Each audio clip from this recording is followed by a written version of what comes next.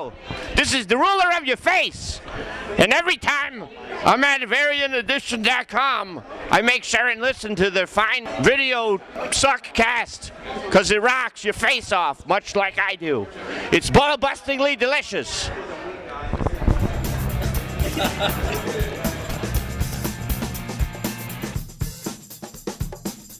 Welcome to Variant Edition, your first weekly video podcast about comics and comic culture. I'm Mike. And I'm Nick, filling in for Kevin this evening. And the PS3 and the Wii launch weren't the only things going on this weekend. No, that is true. The big 3-day Big Apple Con was held in New York. And through the magic of some editing, we'll be bringing you that episode pseudo-live. Because we're filming in the past with special cameras that we got from the future after we invented the Variant Edition time machine, which we'll never show on the show, but it exists. You'll have to trust me on that. Plus, we'll get some fat green from the government about that time. Oh, yeah. So anyway, Kevin and Lewis will be reporting from the show floor throughout the episode. It was a great show. I teleported there very briefly. Just right now, at the very beginning of the show, after when Nick said, and I'm Nick, I teleported to the show. And I've got to tell you, it was a great show with lots of guests, a lot of great dealers there with some great deals, and other really interesting, cool stuff, such as Val Kilmer and I hear Adam West. Yeah, I hear if you go to this con, you had the chance of being, like, shoved around by a goon. Oh, yeah. It's an amazing thing that might happen if you were in the area. Yeah. But it was a lot of fun. I enjoyed it a lot. Yeah. So, other than that, we do have a regular Variant Edition episode for you. Mike, you got some reviews coming up? Got some reviews coming up. I got a review. Oh, yeah. And, sorry, but Mr. Swistak has come down with something. The plague. He has the plague, so he's been quarantined briefly while the Black Death passes. However, he will be back next week, hopefully. But let's kick things off, and we're going to go live to Kevin and Lewis. Your Nick's here. I'm here. Kevin and Lewis at the con. Thanks, Mike. We're here at the Big Apple Con, the National, and we've had a great time so far. We're here in front of the Forbidden Planet setup, and it's like they've got like a store set up in there. Yeah, it's pretty intense. It's huge. Like I love the Street Fighter Ryu Chun-Li deal. Yeah. Their whole like graphic novel section. I mean, this place is bigger than some stores. You know. Yeah. I've been in smaller comic book shops. Oh yeah. Yeah. Several. So. We've got a lot of cool stuff for you this episode. We've got some interviews. As you saw, we got Dana Snyder was on a little earlier in the episode. We got an interview with him. We got more interviews. We got footage from the con. We're just having a great time. Yeah, besides that, the whole geeking out part too, like back issue shopping, a ton of figures, limited prints, what else? Just a couple minibus from Bowen, so it's just like, this is like the dream weekend for people like me. So yeah, a great show, put on very well, very impressive guest list. So let's get right to it. Nick with the news. Hi, I'm Nick, and this is the news for the week of Wednesday, November 22nd. Fans of Superman, take note. Best-selling author Kevin J. Anderson will be writing The Last Days of Krypton, an epic novel about the demise of Superman's home planet. The novel will show the grandeur of the doomed planet, the politics and struggles, heroes and villains, and finally, the escape of a lone child, who later becomes Earth's greatest hero. Expect the story to feature Superman's parents, General Zod, and Brainiac. Surprisingly, up until now, the entire tale of Krypton's last days have never been told in one story. Expect the novel to be released next fall. Nick Cage has signed on to star in the film adaptation of Virgin Comics' The Sadhu. Fans will first see Cage take on the role of Ghost Rider in February. According to Variety, Cage will play James Jensen, a man having left Victorian England for India with Her Majesty's army, only to find himself confronted with the racism and corruption rife in colonial India. As his life spirals downward, he is recognized as a spiritual warrior by the natives, which brings him to their cause. In reverse movie news, Devil Dew Publishing will be bringing Chucky to comics. According to DDP president Joshua Blaylock, we thought fans might be ready for some more Chucky. Apparently, a few movie sequels didn't quench that first. Expect a release date in early 2007. The first issue of the Marvel-released Dable Brothers comic Anita Blake sold out to little surprise. But Marvel announced earlier this week that the second issue has also sold out at the distributor level. Fans should be able to find a second printing of issue 1 out now, and issue 2 in mid-December with a new cover by series artist Brett Booth. DC also had a sellout announcement this week with the Action Comics number 844. That issue features the debut of the new creative team of Adam Kubert and Jeff Johns and Richard Donner. Yes, the director of the Superman movie, Richard Donner. The second printing should be available in early December and should sport a recolored version of Kubert's cover. In further meaningless award news, the December issue of Maxim features their most awesome list of 2006, and in it names Marvel's Civil War as one of the most awesome things of 2006. Apparently, the mega crossover featuring heroes battling other heroes, Peter Parker revealing his identity to the world, and the return of Thor has catapulted Civil War to the top of the most awesome things of 2006. The bastion of journalism also named Angelina Jolie as Woman of the Year. In other odd pairings, reclusive Alan Moore will soon appear on The Simpsons. The comics legend will voice himself in the episode Husband and Knives, in which a new comic book store opens in Springfield, in direct competition with the Android's Dungeon, and brings in Moore to make an appearance. Moore is a longtime fan of the show and was excited to be offered the part. Fans may remember Moore from such comics as V for Vendetta, Constantine, and Watchmen. And in truly disturbing news, scientists are reporting in 2 published studies that they have taught dolphins to sing the Batman theme. The dolphins have demonstrated that they can recognize rhythms and reproduce them vocally. The result is an extremely high-pitched, short version of the classic TV theme song. Researchers taught our sea-dwelling cousins the joys of the Batman theme song by rewarding them for reproducing rhythms that, when played together, form the Batman theme. I guess the next leap would be the Spider-Man theme? Well, that's it for the news this week. I'll see you later on in the episode with my review, but up next, it's back to Kevin and Lewis at the con. Alright guys, it's Lewis and Kevin back inside the New York Big Apple Con. We're in the autograph area, surrounded by, Catherine Bach, Dukes of Hazzard, Kathy St. George, old Playboy model. We got Adam West earlier was here. Yeah, Adam West was here earlier. Basically where we were standing earlier, just a multitude of people. Yeah. And now they got somebody from Battlestar Galactica, we got some people from Buffy, some people from wrestling. It's been quite a big lineup. A really big lineup, and a lot of fans out. It's a good turnout today. Today was even though it was supposed to be the last day and it kind of dies down towards the end, a really good turnout. Yeah, very good turnout. And Val Kilmer's downstairs, but I don't think we can get close to that one. Yeah, as much as I'd want to. Big Top Gun fan, but yeah, I don't think the Iceman's gonna have it today. But so. we'll see if we can get close. Yeah. All right, back to you guys. So this week I take a look at X Factor, and not very impressed with it at all. It was kind of went away from the major drive of the story. What we're looking at is basically you're seeing the team of X Factor going to a psychologist to talk to them, to get out however they're feeling. So you come to find out that Monet St. Croix is in fact suicidal, that Ron has seen part of the future, and her future involves killing Layla Miller and Jamie Madrox. You find out that Jamie had an accident when he was drinking, had his libido side released, and was slept around with a couple of people at X Factor. Guido's been brainwashed by Singularity. Layla Miller still knows everything, and Richter's pissed about being Richter. Not a lot of action going on. Oh, and Petro, Quicksilver, yeah, he's a bad guy, but he doesn't see himself as a bad guy. He sees himself as a good guy who's done something great, and that in the long run he'll be seen as the savior of mutant kind, but right now he's seen as an enemy and an evil person. So all this while eating donuts. But yeah, kind of slow issue, not a lot going on, a lot of reading going on in this issue, so you can pass on it. It's not really a major bullet point for the entire series. I don't think so anyway, but pick it up. It's some background information on the characters. Take a look at it if you're reading X Factor. If you're not reading X Factor and thinking about getting into it, don't start with this issue because it's terrible. All right? Thank you. Bye. This week I read the first part of the story of Public Works for DMZ, and I've been not really off again, on again with DMZ, but I really haven't been with it since the beginning, but I've been reading it, and I've been loving it. Not only is the art great, but the stories are awesome. I mean, your characters are great, and the stories, they build so much. And Public Works seems like one of those stories that's gonna, it's gonna punch you in the face with a crap load of plot and character development. So, to get into that, we have our reporter Matt, who's in the DMZ, going through all these dangerous tasks to get, good scoops on what's going on. And the way the comic starts out, it starts out in the present for the first like 3-4 pages. Shows you where he is, but you don't know why he's there, how he got there. Then after that, they kind of do a flashback to like 2 weeks ago, where he meets up with his friend Kelly to discuss how to go into getting into Trustwell, which is this multi-billion-dollar company that's kind of screwing over everybody while this stuff's going on.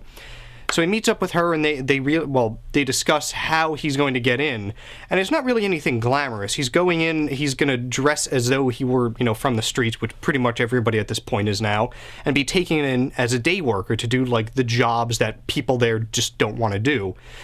And that's exactly what he does. He gets put into really, really bad work, working for the guy that you're not really for.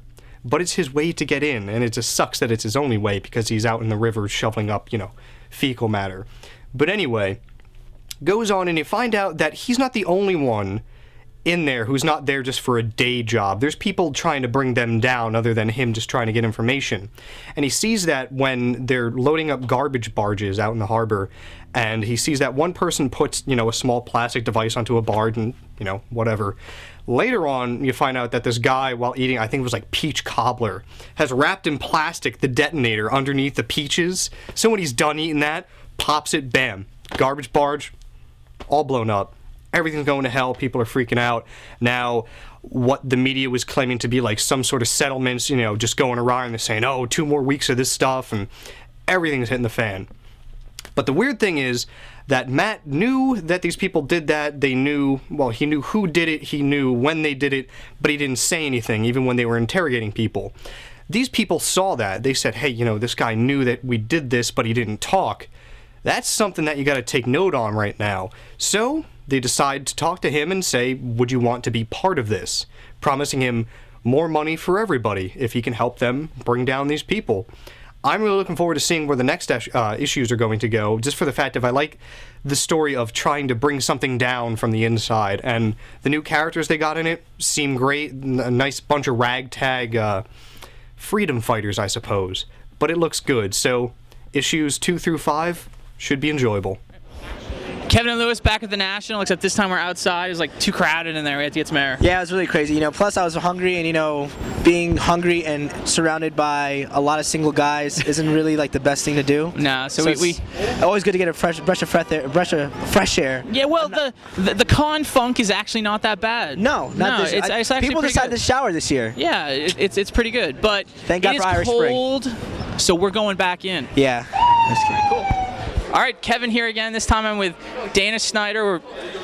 Most of you will know who's Master Shake and the Alchemist on the Venture Brothers. The president of Venture Brothers, Granny from Squidbillies, Dr. Wang from Minority Team, Shrub Attorney from the episode Revenge of the Trees of Aqua Teen. I said the word guilty about 3 times.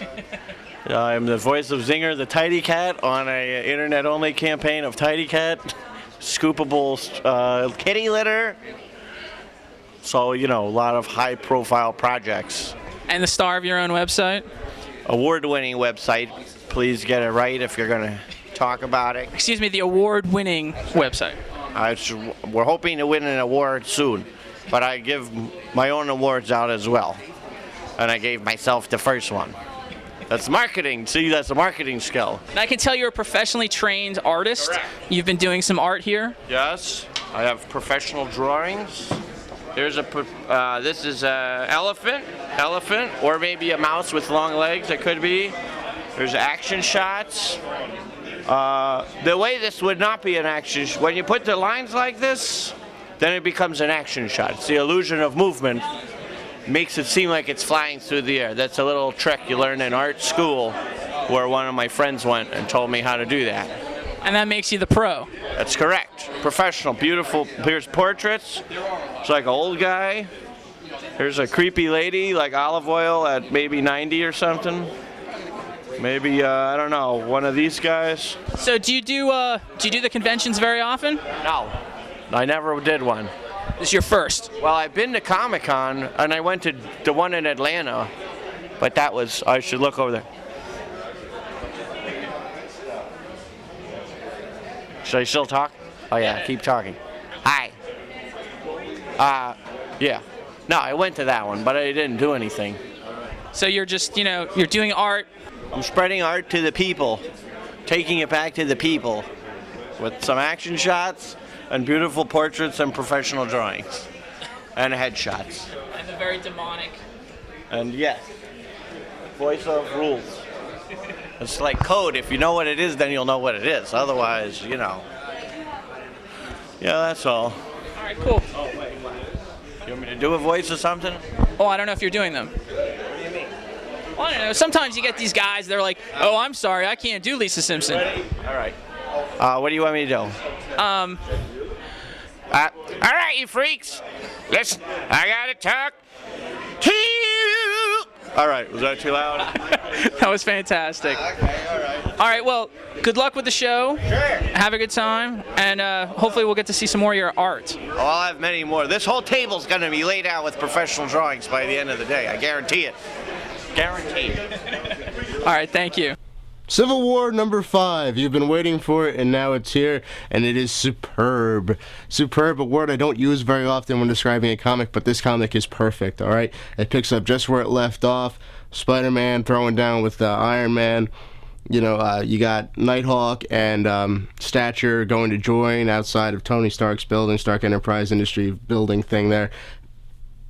There's just so much happening in this comic that you have to read it a couple times to catch everything. Some of the small things that happen is, of course, that, the Punisher is in fact back, and he comes back because Spider-Man, on the run from the S.H.I.E.L.D. agents and Tony Stark, is attacked by none other than the Jester and Jack-O-Lantern.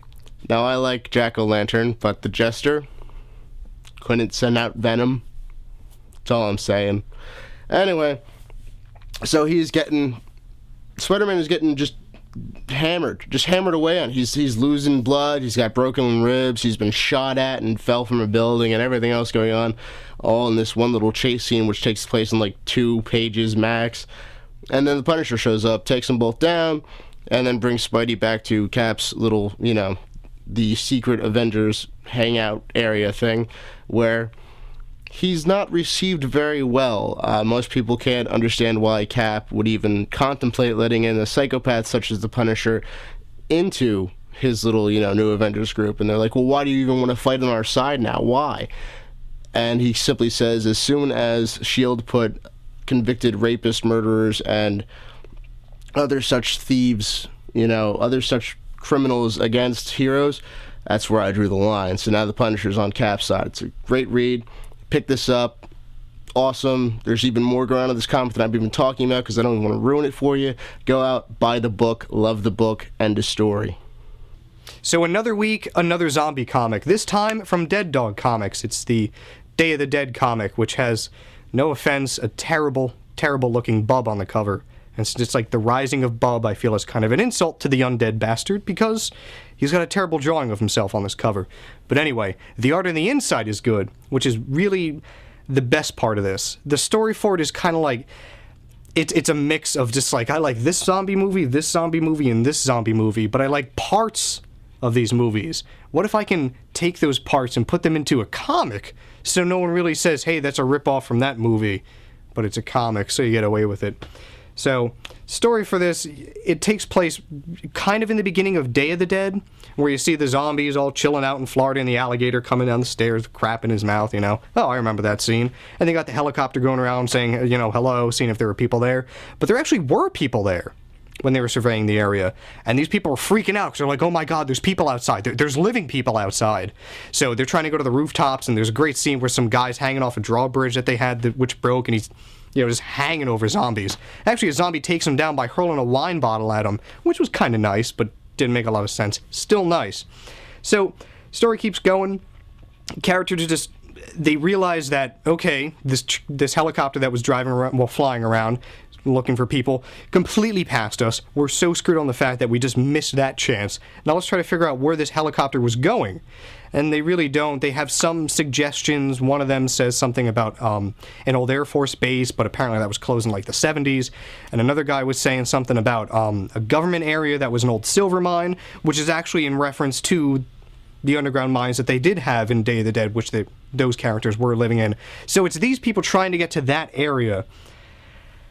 it's all the same. And, a la the remake of Dawn of the Dead, they have a souped-up car with a bunch of crap on it, which, looked pretty cool. And I'm looking forward to seeing how it's going to, plow through zombies and all that with people gunning off top. But it still just seems a bit, give me something new, give me a little bit more. So, thing that I drove off with from the beginning of this review was the art.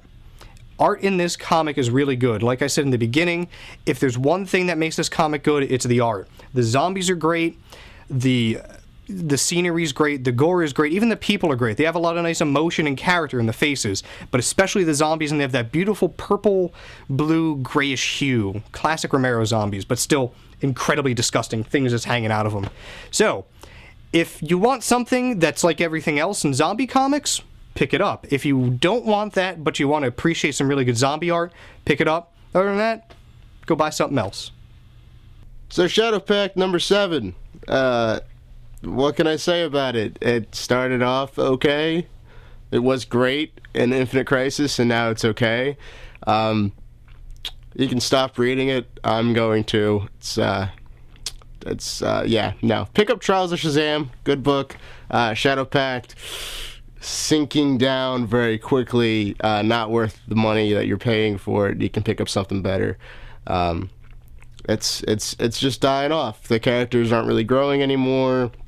The team is setting up protocols and procedures for their battles and everything else. It started off well enough, I should say, and it's just been slowly but surely dying down as it goes on here. What used to be a great read for me has turned into an annoyance, and I'm not going to tell you to read this book. Pick up Trials of Shazam. All right, Lewis and Kev here, back at the Big Apple Con. It's pretty much wrapping up, dying down. Last con of the year. Everybody's packing to go. Well, the thing about cons, especially a big one like the National, is that you got the cool artists out by. Sometimes big-time celebrities will make a quick cameo. But it's not just about comics. Not just about comics and stuff. The great deals on books. You also get a first look at stuff that's coming out in the upcoming months, or maybe even like in this case, next year.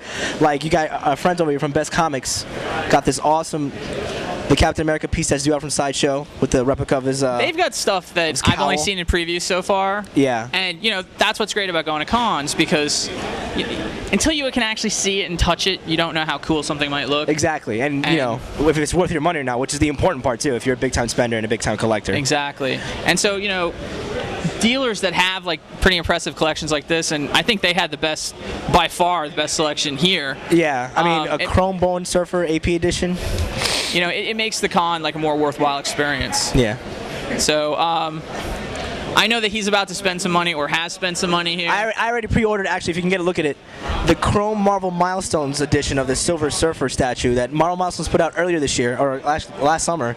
It was alright looking, but they just announced the 500-piece limited edition that's all chromed out, and the base is made a lot more clear. And it turns out these guys only are getting all 500 pieces, so I definitely put down for a pre-order. I gotta get one. I'm a big Silver Surfer fan. I'm gonna let him go drool over some more of these statues. Back to you guys.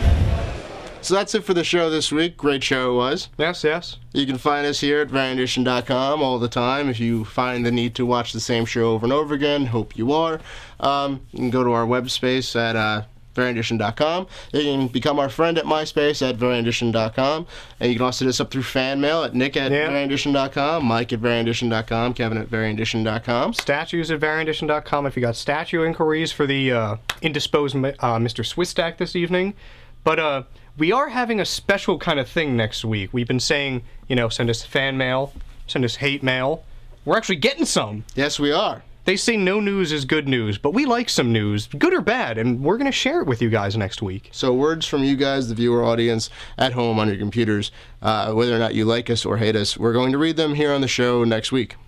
Yeah, and don't feel bad if, just because we read them, it doesn't really mean we put things into consideration. Yeah. Okay. Anyway, so also on our website, you have access to our forum. You can leave comments on our episodes. Let us know what you think about it. You can also start trouble at the forum if you want to. Or you can watch us on YouTube at youtube.com. Search for Variant Edition. I'm sure you'll find us. Yep. And, so that's pretty much it for this week. And what are we doing now? We're sending this off to Kevin and Lewis, who are still at the con, and this is probably the last time you're going to see them at the con, but here it comes through the magic of our brand new futuristic camera that can peer into the future. All right. right, so this is Kevin and Lewis once again from the National, the Big Apple Con in New York City at Penn Plaza Hotel, and it's the end of Sunday. Things are starting to wrap up. I mean, there's still quite a bit going on for the con's only got a couple hours left to it, but I mean, we've had a hell of a day. Yeah, man, it's been nuts. Between shopping, last-minute interviews, just bumping into a lot of friends, it's been so much fun. Like, this is like one of the best weekends I've had in a very long time, and it's just well worth, the wait of all year. Yeah, so I mean, as you see, we had some cool interviews on the show, and that is just the beginning of the interviews because, I mean, God, we have hours of footage to go through. I think we're just going to loop like a variant edition marathon of just interviews and maybe a couple intros from us, but that's just like, we have so much, it's not even funny. We're just going to stop reviewing books for a while. Like, maybe we'll start again in January. First year we're still going to be reviewing books, but we'll have we'll have plenty of interviews. Yeah. Like, maybe have to do 2 again an episode. But, oh, boo-hoo, too many interviews. All right, so on behalf of Lewis, this is Kevin. Have a good night. Later. We're standing here. We're in. Sorry. Wow. All right, we're not in anybody's way. Val Kilmer just walked by.